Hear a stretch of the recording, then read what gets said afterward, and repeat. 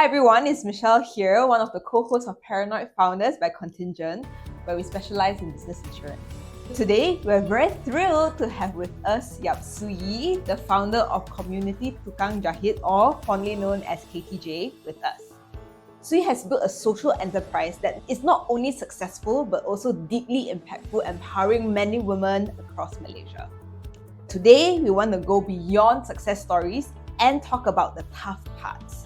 Sue Yii, welcome to the show. Maybe you can tell us a little bit more about KTJ's founding story. Thanks for having me. When we started KDJ, it wasn't known as a social enterprise then. We never knew the existence of social enterprise, I think, at the moment when we began. But we was actually solving an operational problem that I had in my first startup. It was a problem solver that turned and pivoted into a business model. After 5-6 years, we're still around.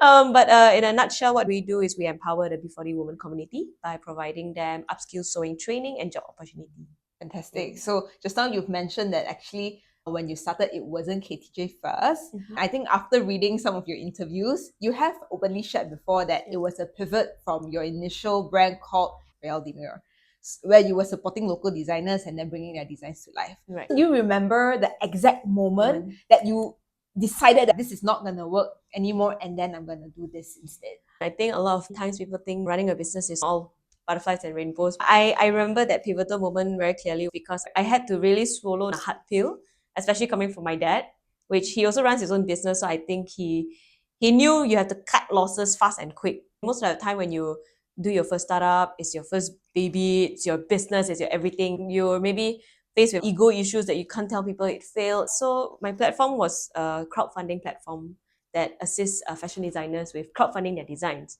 So 8 years ago, it was very new, right? It was a sexy new unicorn idea. I was getting grants for it, awards for it. It was very flowery, I would say, but it's very easy to get blinded by the shiny things. At the end of the day, every time I come home, I tell my dad, look, it came out newspaper, and he just said, can feed you or not? Yeah, you can eat those awards. A very painful jabs, but very needed. It brought me a lot of clarity, which outside world wasn't giving me. They were giving me a lot of shiny things. He's always telling me how much money you're burning every month, what does it take to continue this, and how long can you keep continuing this. So I think that was like a build up. It wasn't a moment, it was a build up that got me prepared that, okay, last 2 months, I'm pouring in everything I have, do the marketing one more time.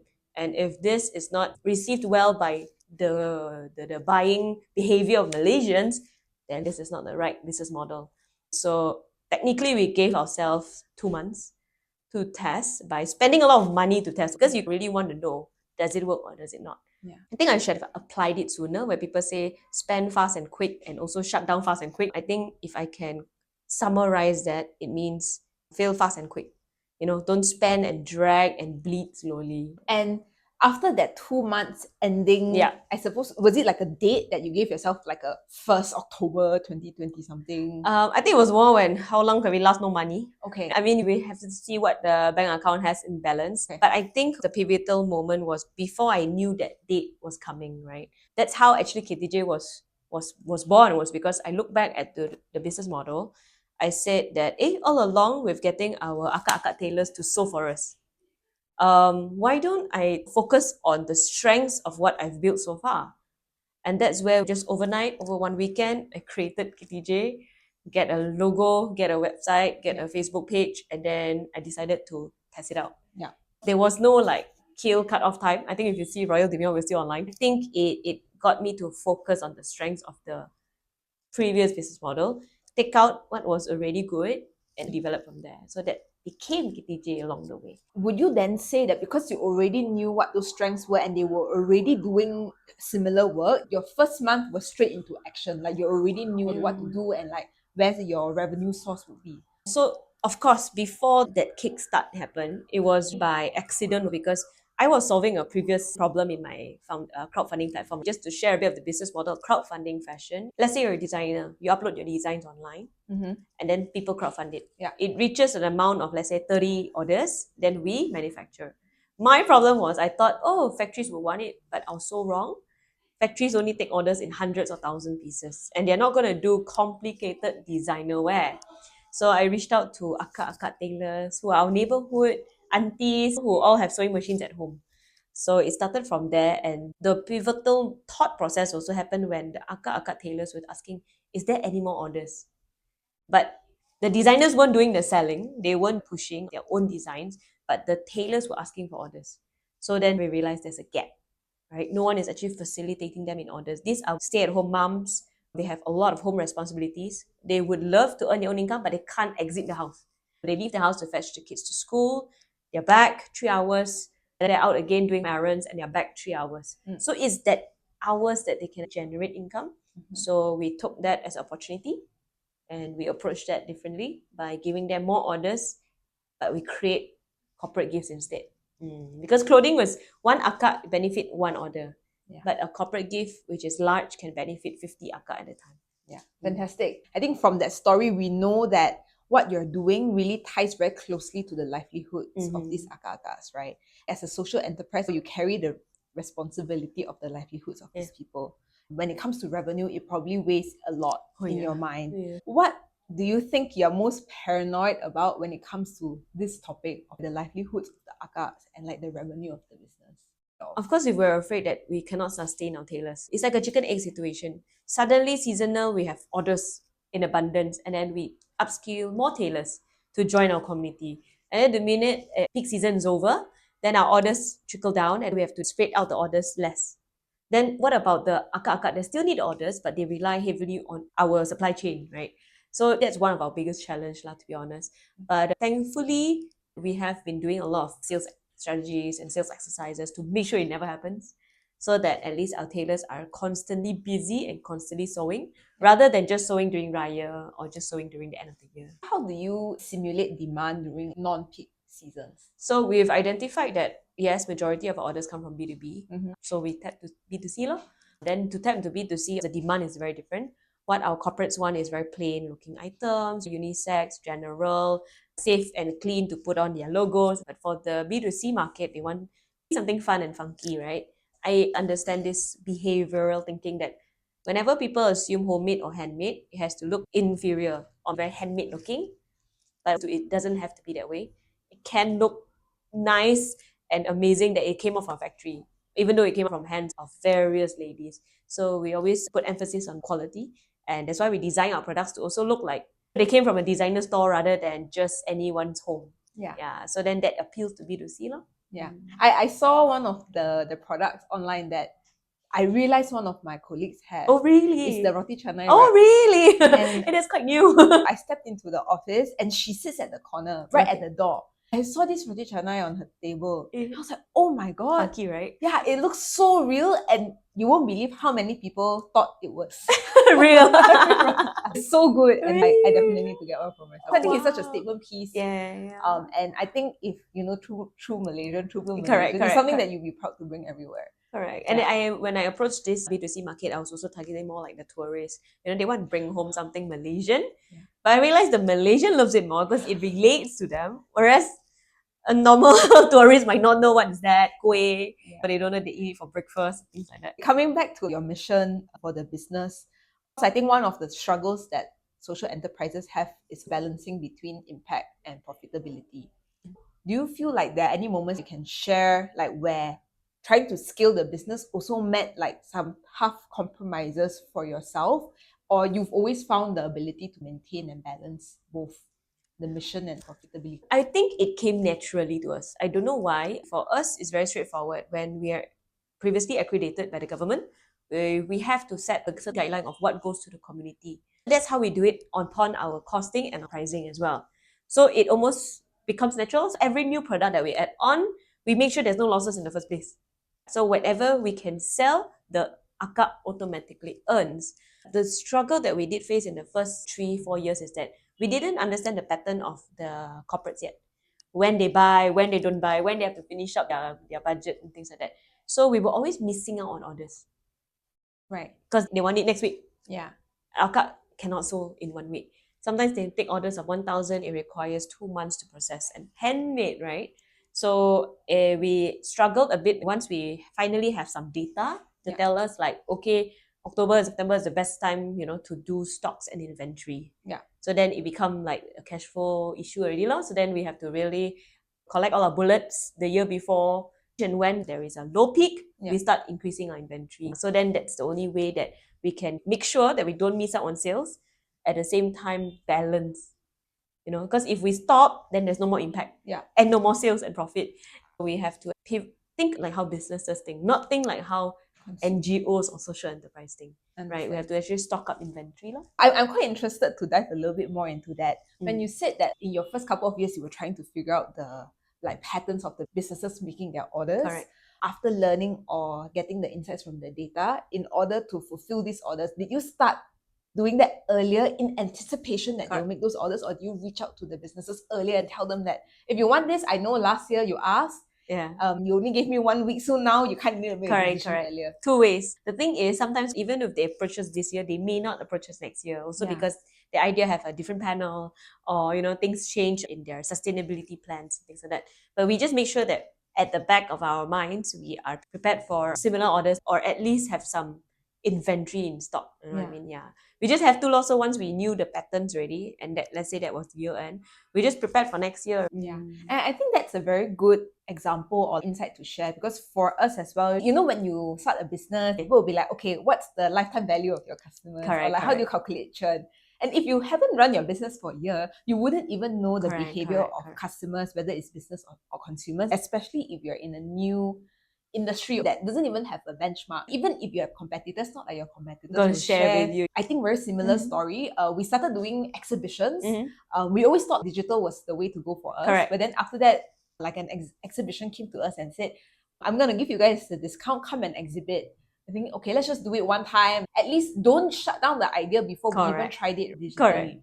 Then from that physical experience, we realized, there's a new revelation that you never noticed, right? So people were coming and asking to buy our insurance at an exhibition. Wow. So that was insane. In that 1 year, I said yes to every exhibition. Then, of course, I learned that it's not every user. Some you go, like you get everyone's time. Everyone's so excited, right? It goes and then down. you get nothing. And then there's some that the exhibitors don't do good marketing. They don't end up having enough vendors. And it becomes a very weird mixed bag of vendors. And then the people who come to the event is also weird, and they're not the correct audience. Correct. So I think it's always like your first year, like you're very gung-ho, you're very excited. Yes, but it's always a learning. So much learning, and you have to learn fast enough so that next year you apply back. And for us, seasonality is also big. Very interesting. Talking about growth, you went through COVID, the pandemic, for your business. Did you have any strategies that you have to come up with overnight to navigate the situation? Or your business wasn't affected by COVID that much? Oh, it was actually a blessing in disguise. We did super well during COVID because at that time we were still unsure how will KTJ fare in this pandemic. We didn't stop our strategies, which means we created things that people need immediately. Sanitizer holders, batik face masks. So we were one of the first to actually come up with the batik face mask. Then corporates were really biting it, buying for gifts, buying for donations, buying for any reason they could spend, they bought. So it was really a blessing in disguise. But I think what kept us alive wasn't just relying on face mask orders. KDJ knew that in order to be seen, we need to actually collaborate a lot. I think really, really key importance of collaboration. So we collaborated with whoever we could to create buzz and noise. In the world of pandemic, so many things were happening. Everyone was either shopping online, buying an air fryer, buying a dog, making bread. Since everyone's on their phone already, we need to be seen. So that's where we reached out to other brands or other NGOs and collaborated. So in many aspects of that, I think it kept the visual of, okay, KDJ does this. Therefore, when corporate sees it, it makes sense. We didn't just sit still and wait for it to be over. We just have to create buzz and noise, especially when everyone's really online. Now, how can I appear on their screen? So that's what we did.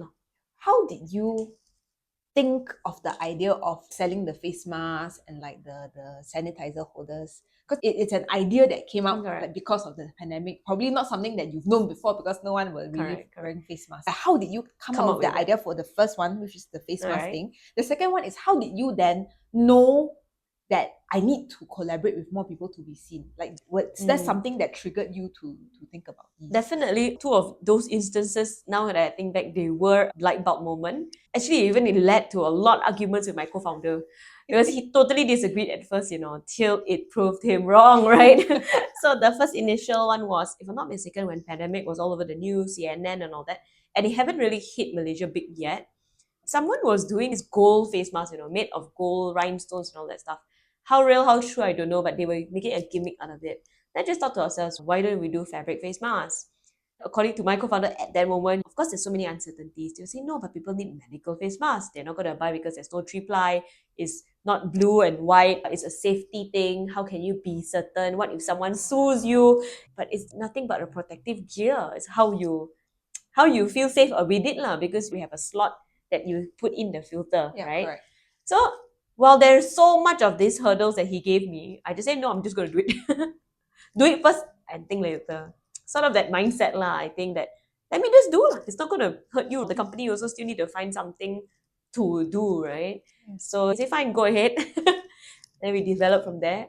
We developed the first edition. It was quite bad. The shape didn't fit.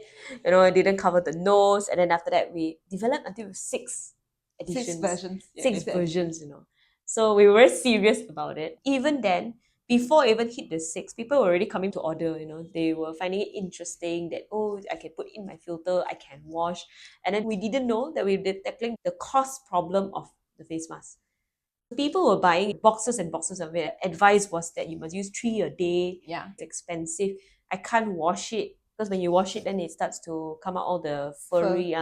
So then fabric face mask makes sense. We didn't know that our R&D became ready for a problem that somehow arise later on. Wow. Yeah, so it was a blessing in disguise, or it's timing. I wouldn't have predicted it, right? But I think the timing matched.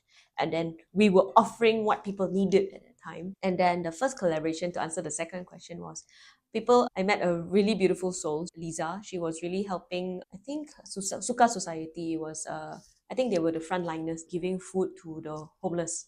And the homeless was really, really the ones the most vulnerable at that moment. Yeah. They were asking us, could we donate or come up with, face masks? And they said, okay, let's do it. It's not going to cost us a lot. Let's do the first 100 or 200 pieces to donate. Then somehow it was covered on the news. So I'm like, okay, collaboration works, media works. Let's duplicate that. Right. So I think that's what kept KTJ going and alive. And thank goodness, with all this very, very good timing, people I meet along the way, it gave KTJ the opportunity to actually provide this assistance. I not say good or bad, but the good part is, yes, it's still an income earned for the tailors. And then whether it can really safeguard, we believe that at least it saves costs. A lot of people don't have their means to purchase boxes of face masks, so why not fabric that can already protect? We were very glad and fortunate we had that opportunity. And then it went on for till right after the pandemic was over. Then we told ourselves, okay, this ain't gonna last long. Then we again have to put on our thinking caps and come out with this whole other range of products. But I guess the pandemic and the attention that you've got and doing those things and you got your name out there probably helped you in the next phase of your journey, right? Like that you didn't have to, like if there wasn't the pandemic, then you would have to think about different strategies to grow your name and for people to know your brand. Correct. I think it was just by luck, and I guess just the people we meet that want to cover our story. Really grateful for that. I think it gave us this very adaptive skill, which I'm very grateful for. My team also has this skill. Yeah. So even today, we still have that very agile way of solving problems. Correct. Which is very tough, I can see, for a lot of corporations that are really large. Yeah. I guess typically for smaller companies, you tend to be able to build that a lot faster. Correct. As founders, probably inherent for you, but then for your team as well, like working in a small company, sometimes your day changes, like your role changes day to day. Correct, every 5 seconds. So then I think it's a very good opportunity for people to learn how to be adaptive. I think adaptive is one of those skills that will last forever. Correct. Yeah. So going back to corporate clients, I think for a lot of businesses, especially businesses that start off maybe like very consumer driven, like similarly for us, at one point you realize that you need to go into B2B. Yeah. And B2B is always seen to be, okay, that like larger source of income because like they have money and larger volumes. Yeah. What were some of the things that you didn't expect when you first got your corporate clients? Like, what are some of the things that you had to unlearn and then adapt into when you had to work with more corporate deals? Okay, I think along the way, a lot of new things have to learn, like the vendor portals, filling up a lot of heavy forms. Coming from a right brainer, when I just here to see designs and I suddenly going to see forms, it's a bit of a change, but that was an easy pickup. I think one learning that really like struck me is there's so many industries and aspects of business. You just cannot see a loophole sometimes. For example, one of our clients during the pandemic itself, they were an MNC company, so the HQ I think was in US.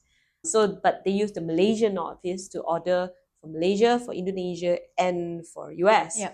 and all face masks. So wow, super happy, right? When we're here to deal with an international order, payment no problem, filling up the form no problem, delivery no problem, till it reaches their country. To us, what would we know about tariff, taxes, and customs? We did warn them that we can handle whatever in Malaysia, but you should be able to handle whatever it is in your country. My Malaysian client had not much clue of that, and neither did I have the education to educate her at that start point. So she was sort of attacked by the Indonesian counterpart saying, why do I have to again pay? Even though we already paid delivery, but we're handling delivery from Malaysia to you. You have to handle your own customs. How can us as a Malaysian counterpart handle that? But because she didn't know the in-betweens, she attacked KPJ. Oh no. But of course, we just have to tell her, so sorry. I thought this would be known, that we can only do so much in Malaysian custom, but that's an overseas problem, right? Little did we know, apparently it's a very common thing. Yeah. But I think I have to relearn or unlearn, or at least educate the team and ourselves that information like this are important. We need to know the know-hows so that when a customer or client come on board, we can also share this information. So there's no misunderstanding, you know what I mean? Yeah. That became a burn bridge, I think, I would assume, because she wasn't happy with how it ended. But kasihan lah, like the scenario wouldn't have been like that if every party kind of knew. I wouldn't say it's a misinformed thing. It was more of like naive law. We didn't know of such situations. But sometimes it's the first time Yeah. for both parties, then there's no one really to Correct, put the blame on, right? It's just shared responsibility. Let's figure out how to solve this. And since we're talking about corporate orders and large orders, even international orders, did you face more challenges when it comes to the operational side of things or system side of things? Is there some stories that you can share? One of it that we're facing right now, that a bit of a roadblock, is that too many orders is a good news, but there's not enough hands to sew the products. Yeah. But we realized that this pattern can't seem to be solved even if it takes many years, because it's like gig workers, right? They come and go. If you don't promise them an order that is sustainable, they still have to sustain somehow another way, whether they freelance, they pick up another job. Totally fair, because we're not here to restrict them from earning their own income. But at the same time, what we hope to do is also promise sustainable orders, right? But so that's the thing, when there's too many orders, then we hit a roadblock, and then what we do we expand our community? But expansion then comes with what happens after the expansion of the community, right? We keep adding new skilled tailors, but we also have to add more new sales. So it's a constant two-way Like, when battle. does it Yeah. ever- I think ideally we just have to manage based on data, like the patterns of consumers. Because if we keep increasing our tailors, but we don't give them quality orders later on, we are not doing our job taking care of the community, right? Yeah. What we want is to take care of the quality of a community as well. Not by, okay, there's so many of you, then they also earn less. So it's not substantial as a earning. So we want to make sure that they also can earn substantial income. Would that mean that you will have to reject Yeah, orders? we do actually have no choice to, because sometimes it's just too last minute. Unless they come forward and said, okay, I need this order by December, perfect. The same pool of ladies can sew that as after. Yeah. That's one of the struggle that we face. So, either too many or no orders, or too much orders and then no akak. And then we tambah akak, then we worry about the orders in the future. We want to grow carefully, not to do it too quick at the same time, not do it so slow. I don't know, you know what I mean, right?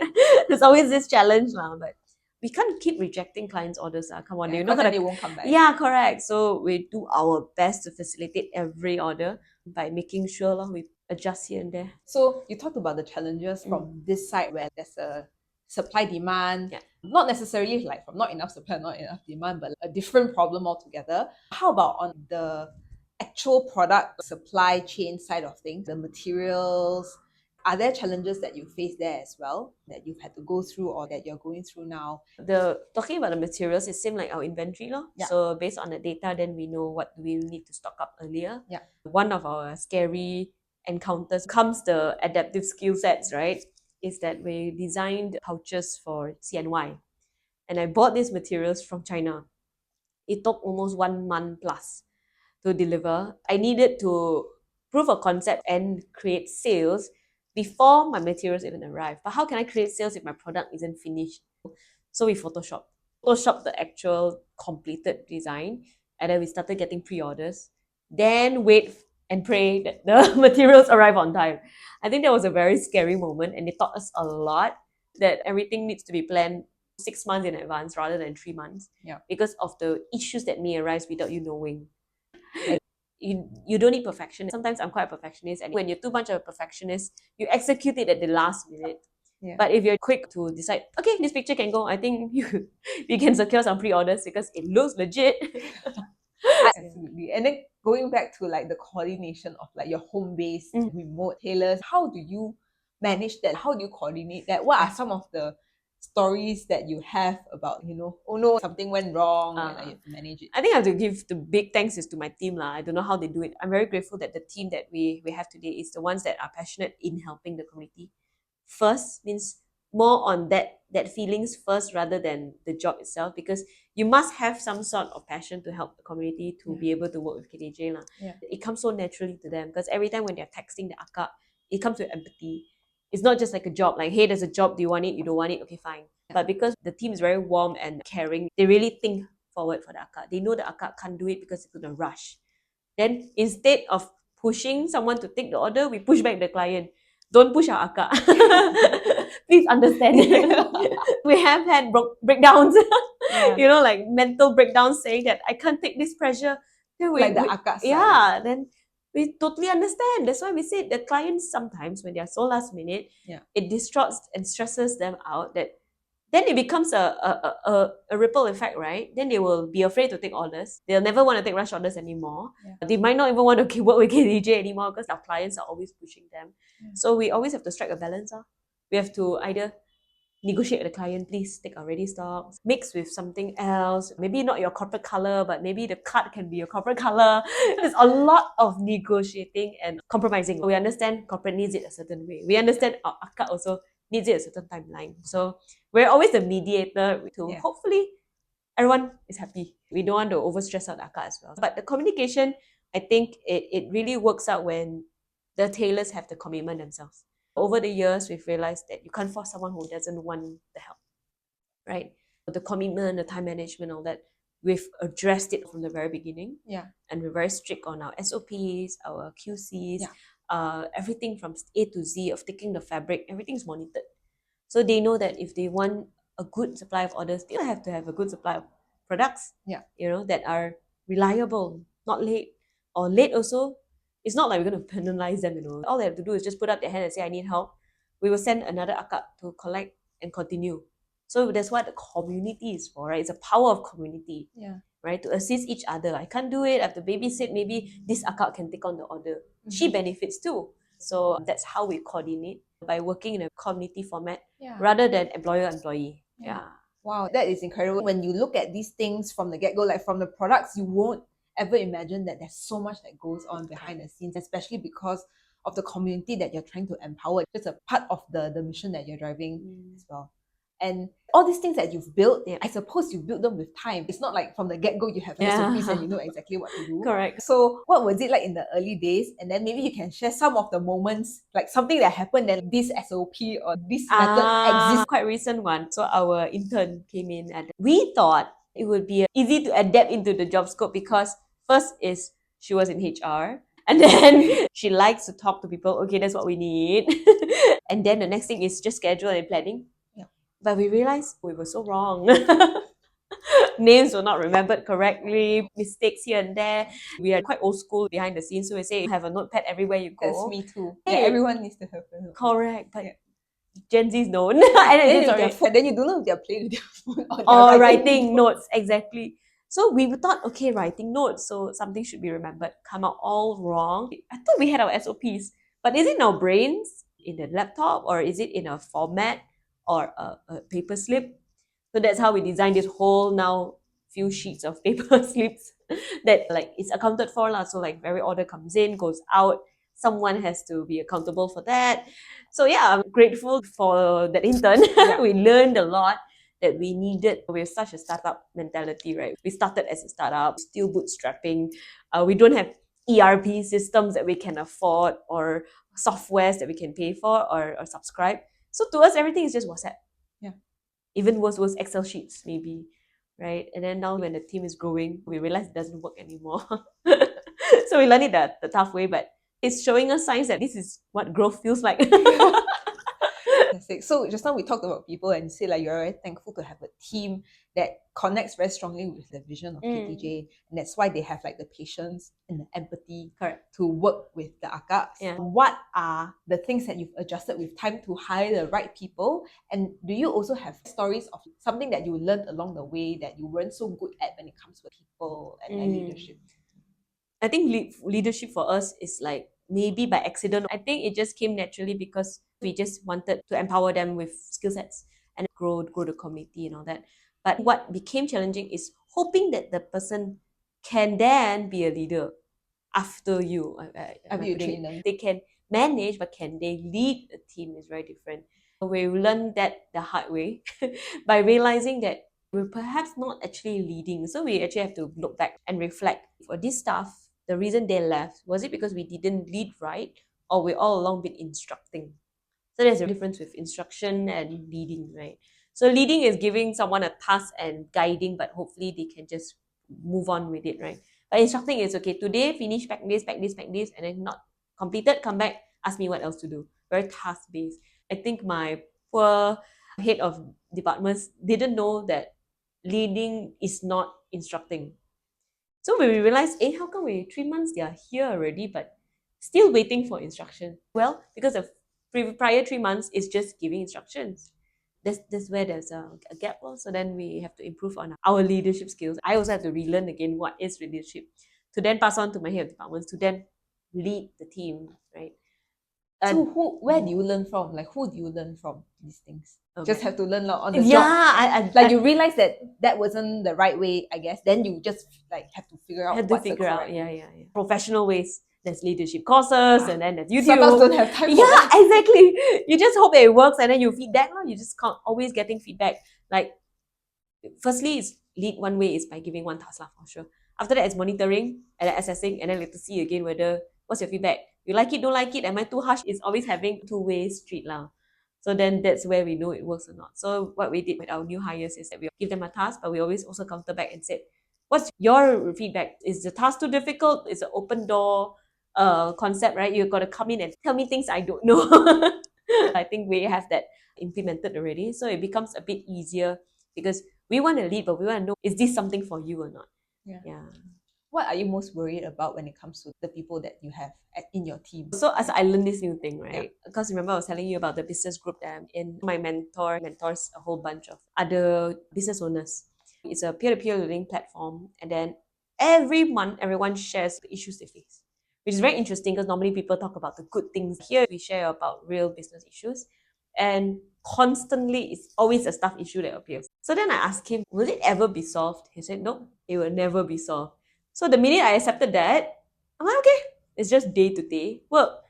With that understanding, then no fear already, because the fear will somehow make you paralyzed. No, cannot do daily tasks, gotta think how to keep them, how to make them happy. Then it always becomes a people-pleasing scenario. Whereby, are you happy? Are you happy? Are you happy? He gave a very good guideline. Yes, being happy in the job is the extra value for them. In the end of the day, it's a two-way street, right? You gotta put value on the table, then only will it show fruits in the end, right? What I really hope for is when we build a team, there's always a common goal. We want to build their career as well. People always anticipate that when you're an NGO or a social enterprise, everything seems very voluntary work. You're not here to grow, but we don't believe in that because we're running a business. We do want to grow them into individuals that can hold managerial posts, and with that common understanding, you tend to weed out the good and the ones that maybe are just here for fun. Self-selection. Yeah. So we let them do their own career path decisions, and we're here to guide them and provide the path. Whether you choose or don't take is really up to you. Yeah.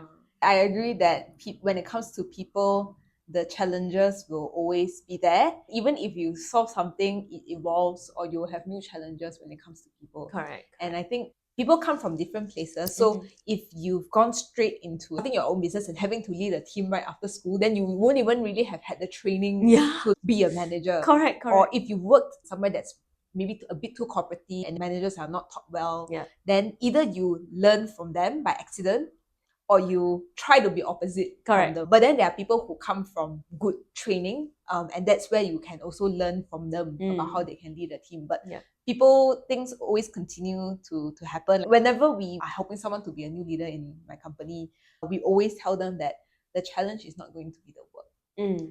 If you are excellent at your work, you'll continue to be excellent regardless of how complex it gets, because you know that with your skill sets and attitude, you can solve any problem thrown at you.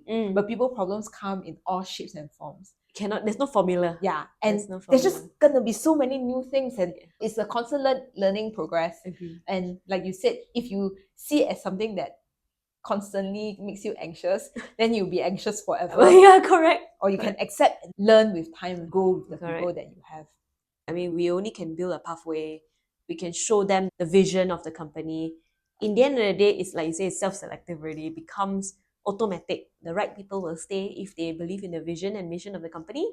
They feel like they want to be part of a company that creates impact. It becomes natural. But if, let's say, their strengths, turns out to be something very different, they want to be a photographer and then they want to really start on their own, it will happen naturally as well. Yeah, and so you can't force it. Trying to hold on to them. Correct. Fantastic. Thank you so much for sharing that. That's why we always have to end with the people part, because I think that's like something that can never be solved, but everyone has like their own way and perception of how to deal with it. Yeah. Last question, something a little bit more fun. If today Sue Yii needs to go back to 2018 to give yourself 3 pieces of advice to help you navigate your time, what would that 3 things be? Okay. Don't be a perfectionist starting out a business. I wasted years trying to perfect a platform. Make sure it's nice, make sure the logo's in the right place, make sure the right color. I wasted years. So don't be a perfectionist. And then secondly is fail fast and cheap. Instead, I thought I had to bootstrap to survive and drag and see it through. But there are ways. I'm not sure how some companies have the guts to do it. They'll just take 3 months, spend out 100 over 1,000. I took the 100,000 and I spent 2 years, and then I still knew the same outcome, but I wasted 2 years. But I think it takes a lot of guts. Okay, that's just one example. I did realize that if I had that realization earlier, I wouldn't have spent an extra year trying to prove a concept. Every business, especially if it's new, you have to find your first 100 customers. Finding your first 100 customers is where the strategy of fail fast and cheap happens. You either beg and borrow and continue to prove your concept for a whole year, or you spend on ads and wait for your first 100. If they're not biting, look back at your product. It's quite straightforward. My mistake was dragging and bootstrapping and slowly finding my clients to prove a concept rather than spend fast. I think it's just something I didn't have the experience for at that time, and it's scary I was quite young then. I think like maybe my 20s. I didn't have the guts to spend that amount to prove a concept. It's hard when you don't have that experience or have seen someone do it. But even if I heard it, it happens very normally for a tech company. Because their customer acquisition isn't so expensive. But mine was a product and a production, and then leading with designers and tailors. It led me here. So okay, that's my second. What would be my last? I like this term. I used it once before. People laugh at me. I find it interesting. Flexible stubbornness. Do you be flexible or do you be stubborn? Exactly. I applied it a few times. Like consciously applied it? No, not really. It just happened by chance. Because my business partner is also like my mentor, right? So much older, much wiser, done business before. He's like my work dad, my appa, like that, right? Automatically have to listen, right? But that's where the stubbornness have to kick in sometimes, because we argued about the face loss, remember? I was stubborn enough to say no, I'll go and try it out. I don't care. I was stubborn enough to push. Yeah. I know, is that the right word? Yeah, I was stubborn enough to not hear his reasoning at that time. So flexible, lor. So sometimes you have to accept someone knows better than you. Don't be stubborn and not listen because someone is really giving you their 2 cents. If it's for your good interest, take it. Yeah. Sometimes you have to fight, no, no. Yeah. I think you need to be some level of wise to Okay. be able to be flexibly stubborn. Yeah, lor, I Right. guess so. I'm not sure. No, I mean, I guess also calculate the risk. Like for example, when I was stubborn, was because I know my risk wasn't high.